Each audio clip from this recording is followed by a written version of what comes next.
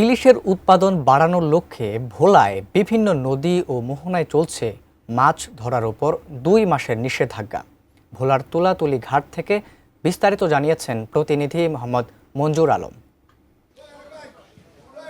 ২ মাসের নিষেধাজ্ঞা চললেও ভোলার মাছঘাটগুলোতে হাঁকডাক নেই বললেই চলে। তো আমি এই মুহূর্তে রয়েছি ভোলার তুলাতুলি মাছঘাটে। এখানে এসে আমরা সকাল থেকেই দেখলাম আগের যেই চিরচেনা রূপে মাছঘাট থাকার কথা ছিল সেই মাছঘাটটি কিন্তু এখন নেই।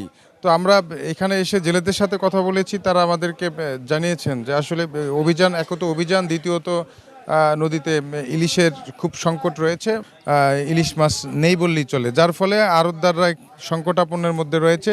ধার দেনা সহ তাদের যেই পরিবার পরিজন নিয়ে যে পরিস্থিতিতে থাকার কথা ছিল সেই পরিস্থিতিও কিন্তু তাদের অনুকূলের মধ্যে নেই। অন্যদিকে জেলা মৎস্য কর্মকর্তার সাথে আমরা যেটা কথা বলেছি, তিনি আমাদেরকে জানিয়েছেন যে এই ২ মাসের যে নিষেধাজ্ঞা রয়েছে সেই নিষেধাজ্ঞা বাস্তবায়নে কিন্তু কঠোর অবস্থানে রয়েছে প্রশাসন।